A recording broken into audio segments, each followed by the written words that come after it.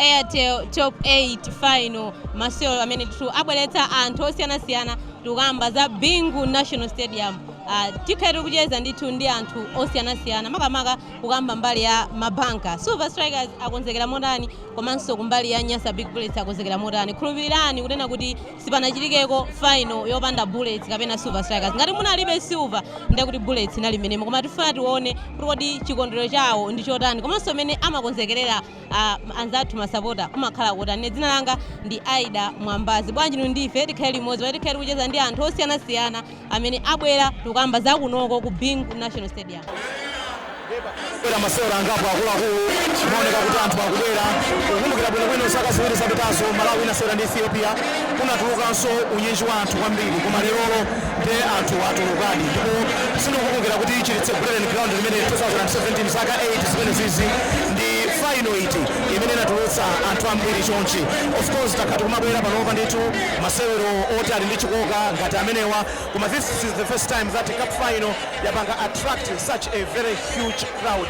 Mene tikuteremu kunjanso anthu ena akadali pa mzere akulowa so that game iyi at least ndiyamatero akuluakulu Bullets ndi Silver ali ndi mbiri yabwino kwambiri akakumana umakhala mpira wabwino no wonder masapota awo atuluka mwa unyinji kuti azachitire umboni ndi imene yotsiriza ya chikho chimene cha Airtel Top 8 anthu abwera ochuluka kwambiri pano pa Bingu National Stadium kuzaonera cup final imeneyi pakati pa Silver Strikers ndi FCB Nyasa Big Bullets.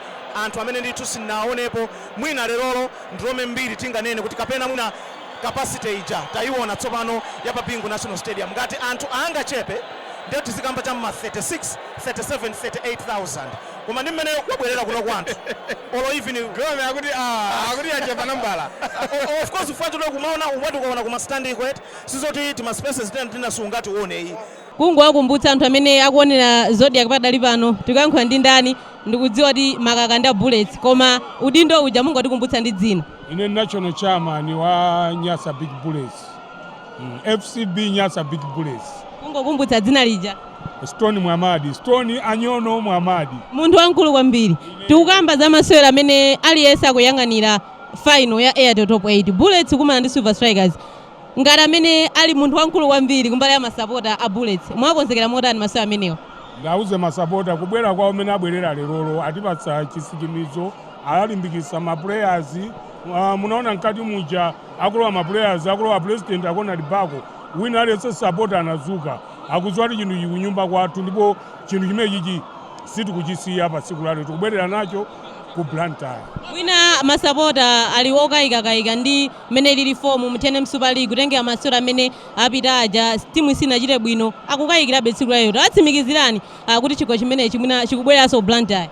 Mulongo wanga akayikira bwanji tili number 2 panopa kusonyeza kuti timuyo ili bwino na number 1 ti number 2 game in the hand iso tili nayo palibe sapota amene akayikira nkona abwera maunyinji munaona titaluza ndi Sivo masapota anayeperekeza timu mpaka kukafikana kumene magona kusonyeza kuti pano pampira unasintha sapota zakwena umavomereza mumpira mmakali zati kuwina kuluza komanso draw ndi zimene tinaphunzitsana ndi ife tibe pressure mukuona amene akubwerera sapota wina akubwerera mwansangala.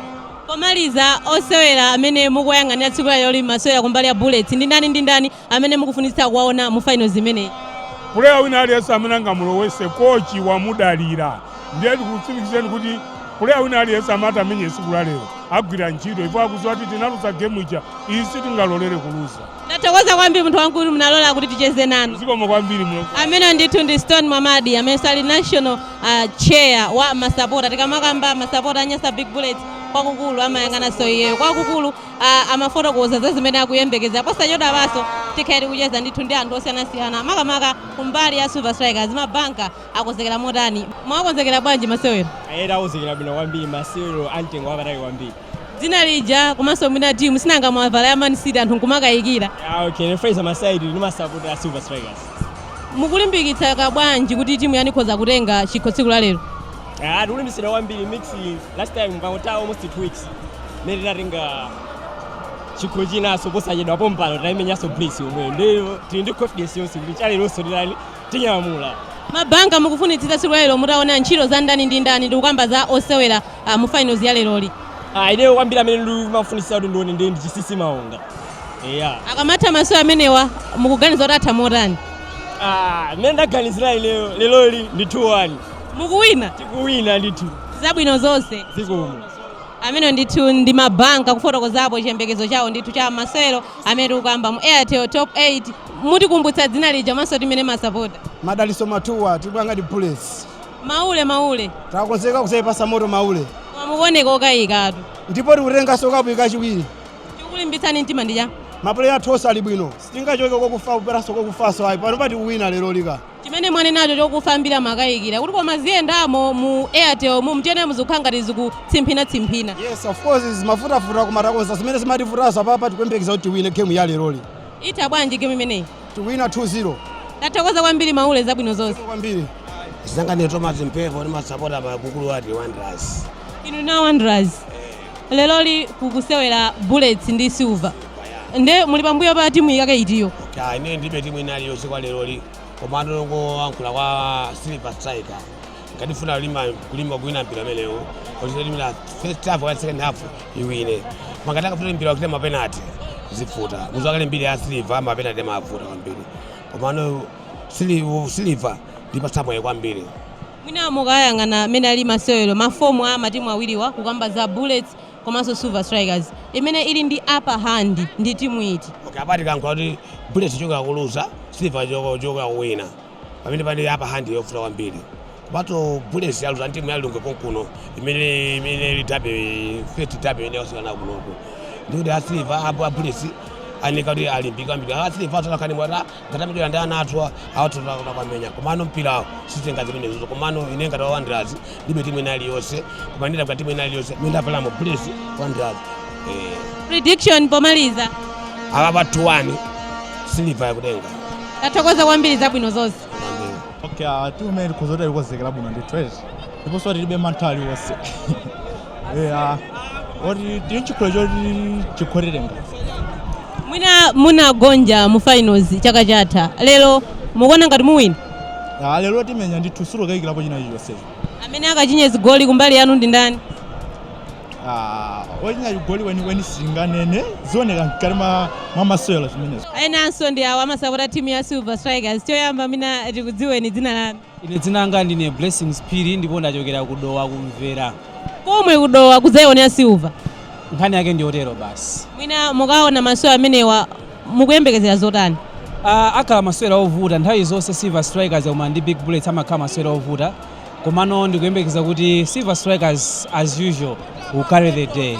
Mwina mukayiona timu ya Silver Strikers masewero awiri amene asewera kufananitsa mphamvu mtene Super League sizikupatsani kachikayiko kubwera ku Airtel Top 8. By the way, iyi ndi finals. So munthu akabwera ku finals umabwera ndi maganizo osiyana, umabwera ndi zewo zosiyana. So today we are carrying the day and we'll do it.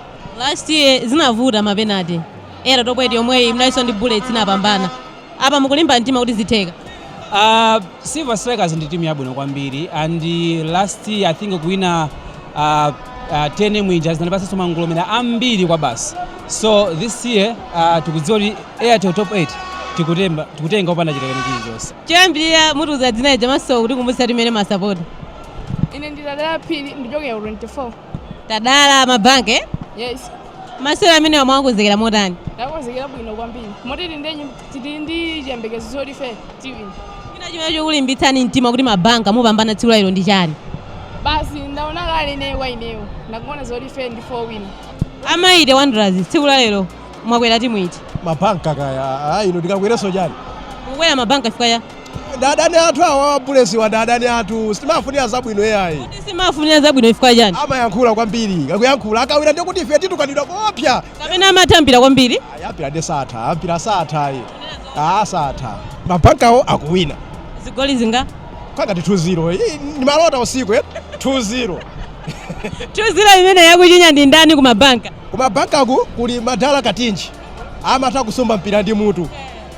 Ndiye kusabwera kamwena ka Zebron kalima kachakamba kubwiza njomba kachinya cha nambala 2. Mukutero? Ukuzani chemwe. Masewero akatha ndikupeza nsoni kuti tione ngati mene yangathere ndi choncho. Inde musakayikire zitha choncho kumene. Masewero amene wawa atafeti pambana. Pambana zigoli zinga? 2-0. Ochinya kumeneko? Chunguza Salima Baba Tunda adipochi. Koma ambiri amanena kuti Bullets zikukhanga zivutavuta mu Super League. Lero sizichitikaso? Uoni mpikisano wina uso ndi wina. Ife dazola kuwina. Ndipo chikho chili ndife kale, ndiwonera kungochiteteza. Ine zinanga nine madaiso kaliwo kuchokera ku Blantyre ya ku Bangwe. Ku Blantyre kuitsatira timu ya Bullets. Tsatira timu ya Bullets. Maikonde. Maikonda kwambiri. Masewera amenewa mukuyembekezera zotani? Kuyembeza kuti ife tikutenga ligi lero chikho tikutenga leroli. Totokweti tikuitenga. Zigoli zake so ziwiri basi 2-1. Choyamba chikubwera ndi baba tuno chachiwiri chikubwera ndi Sukumu Salima. Zebulani Kalima amene angaje chigoli chimodzi. Silver Terapompo. Ine ndine Patricia Dinala ndiyoka Blantyre. Kuchoka Blantyre kuitsatira Bullets. Ndipo live simukunama. Bullets mukaiona tsiku lero ipambana? Ipambana ndipo kwambiri. Kulimba mtima ifika yani? Ndikulimba mtima zinthu zingapo zimene zimapangisa kuti ine ndizikhulupirira Bullets. Yetu. Zilizo zimenezi. Masapota ake amandipasa chilimbikiso komanso ndi Bullets imene imalingira ndimene mandipangisa kuti ine ndizipasa moto.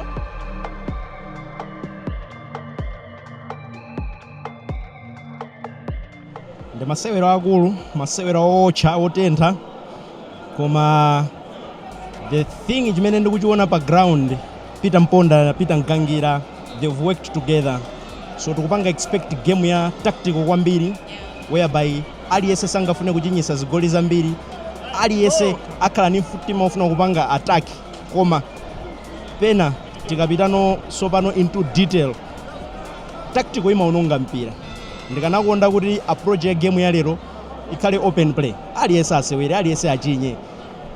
Kawiri tikaona magame a Bullets, ma opponents amene tikumakumana nawo ifa Bullets muona kuti ni mpira umene tikusewera, it's a possession of football.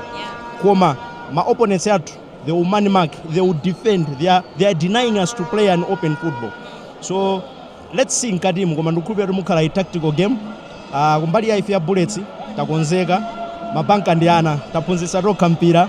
Lero tungoyenereka kuti tiyende 90 minutes, Njojo waneneratu 90 minutes ikamata tikhala takwangula. Tukuona kuma standing kwet sizoti tima spaces tena sunga tuone hii. Until 38 39,000 ndamene ndothabwera kuno. Osangokunda 40,000 bwana. Because if you look at Punjab anthu akulowa bed.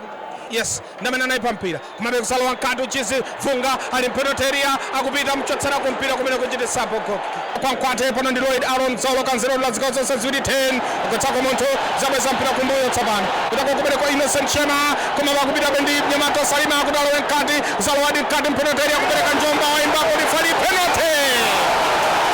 Referee Godfrey Kakananga kusaimba Babatunde adeponjo goalkeeper wachota. Goalkeeper George Chikoka has saved the penalty. Akupita Nyamata waimbapo referee audi waukudza mpira ndi dzanja George Chikoka kunja kwa penalty area. That's trouble for George Chikoka Sambanda. That's trouble for George Chikoka. The referee waimba akutogwira kunja kwa penalty area. Sizikuna kuti sikale choncho kumana ukaonetsetsa bwino pamenera kuti ayi, that's why ampasapo yellow card goalkeeper George akupita atakusema brilliant from goalkeeper, brilliant from George Chikoka. 0-0 first half ya Tajonjo mene nkufotokoza kuti muone masewero rani ngati mabanka. Ifeyo ngati mabanka masewero ataonera koma masewero asana ali bwino. Chifukwa zikuoneka kuti refu ali mbali. Akubereka kwambiri refu ndefeyo sikudandaula koma game iyi tipula. Mwaisho moja mulungu game ndi athu. Mwina second half mukuyembekezera zotani kutenge kuti taona first half George Chikoka kusevesa penalty ija ndi Babatunde. Second half muona ngati kuti timu ipange zotani. Ifeyo tuseka ndapuyi tikuona kuti tibera mosintha ndi kusena lili apa. Game iyi ndiyo wina. Okay. Mwanjira ine una exciting game. Komanso chinaso tiweni ngatowoze. Since establishment ya Bingu National Stadium taona kuti ta break record mpando wose wakhalidwa ndi munthu. Yadzaza Bingu. Yadzaza. Since its establishment kanchaka chanji imene yoti sindinganene. Komano tona game yabwino as if timaonera Premier League. Mukunena? Kunenesa kwambiri. Moti zitokhaza kuti upange embrace yonchi local talent umalawi kuno kunyonchi. Mpira wathu utapita pasokolo. Afoja 0-0 masewero Tajonjo nkufotokoza kuti muone chigawo chotani ngati mabanka. Okay, ngati chigawo choyamba taona game yabwino. Silver yabwino, Bullets yabwino, kumano ine ndo wa Silver. Bullets yabwino kwambiri. Malifali officiation mbali ya Bullets. Kumano Silver wese sopanga ataki, Bullets wese sopanga ataki. Tosera yabwino kwambiri. Mukuyembekeza kuti masewero atha motani. Okay, Bullets ngati ngawine iwina kuteka officiation. Silver ngati ngawine ilengera amene kumenyera. Ine ndine Yamikani Yasini. Chigawo choyamba ndi aja bwino kwambiri. Ngakhale azizathu aja anayesetsa komanso ifeso mbali yathu tayesetsa. Moti zangochitika kuti Babatunde aphonye penalty.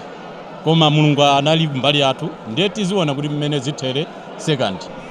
Ine ndi Stanley Gumbo ndachokera ku Chisi.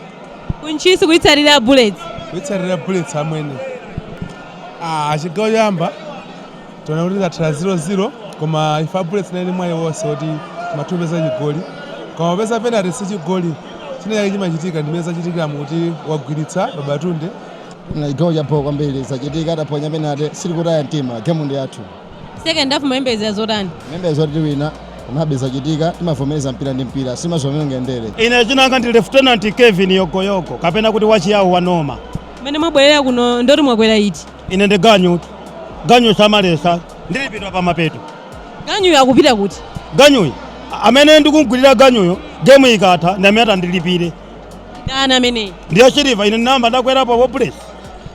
Musatsezeru misomali. Ine mene oponyera Babatunde uja ndikakwereso Bullets ndiye ndichipita ndikulira munthu ndikusangalala zota wina tili pa topu tili pa nambala 1 ndiye ndichikakwera Bullets. Chigawo choyambirira cha Bullets ndi Silver Strikers chigawo chimenechi chinali nkhondo yange tawo matimu osakudwala akumana udwala okhaokha angosoyekera munthu ofinisha kusogola apite mpira amene kusogola ayike mugolo.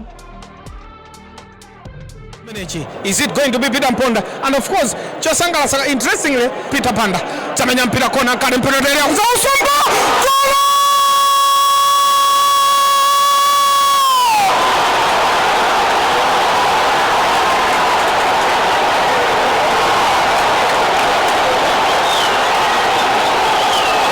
Look at Bingu National Stadium. It has erupted. It has erupted. A corner. Kutoka kwa Mnyamata Peter Banda. Kutali ndi goalkeeper Sambanda. Chigoli cha Mwamba. Tuone kwamba ni simple kwamba top paper. And you can't understand kutoka wabidadi mpira uja. So kona imela namenya Mnyamata Peter Banda. Podo wangoka ngatungo usenza nditu. Wangotse brother hapa wapita ku timu ya Bullets afuna kuti chikhale first silverware kwa iye chipiteni ngati head coach after replacing Kalisto Kasua pamene mbali nayi ndiye kuti for coach wa timu ya Silver Peter Mkangira afuna kuti apange kumbiri kuti at least in my first term ngati coach at least ndabweresa coach ko akupita ndanyamata wa timu ya Silver.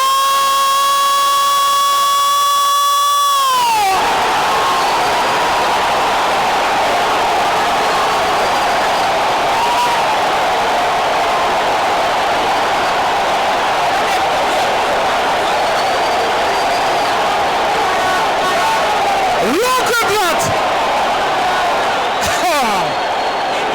Chigoli chimenecha bwera kuchokera kwa St. Dave in a similar circumstance. Wasumba mpira kutari ndi goalkeeper Innocent Nyasulo. Silver Strikers. Abwerawo masera amenewa and it's 1-1 and what a goal. Kubera nthawi yabwino 20 minutes into the second half. 1-1 Sambanda. Final ndiye kuti afika potenta tsopano. What a reply from Stentev kusumbira bwino mpira umenewo ndithu. Now referee Godfrey Kakananga waimbapo kuti nimene masero atera. Penalties to decide. Palibenso kukambirana, palibenso kuchitira mwina. The winner wa Airtel Top 8 chaka cha 2025 definitely timutsiwa kutsera pa mapenalty pamene 90 ya regulation yatera 1-1 anyamata timu ya Bullets ndi Silver Strikers handshaking aliyense ndithu kufunirana zabwino kuti ayi this is a game of football zatero ndithu zabwino kwambiri tipenezo Henry zabwino kwambiri anyamata kupasana moni mmenemo and masupporter kamaona choncho ndiye kuti zimazizirisa so mitima ya masupporters akupita ndi chisomo mpachiko goalkeeper Silver goalkeeper wa Silver Kajoke zanyamuka bwino Kajoke wauluta ndeme ndi Maonga amwimbira powiso akupita ndi Maonga kukoletsa zatembenuka tsopano kubera kuphazi lake Mlamanzere akupita ndi Musonda Ponote kukoletsa ya Silver Strikers. Abwera kumbuyo pangono lifoli waimba wiso. Akupita Lefson Makanizo taking his time. Zanyamuka Lefson atakumenya. What a Lefson Makanizo. Nyamata Ephraim Kondowe kusatengera komphamvu Kondowe.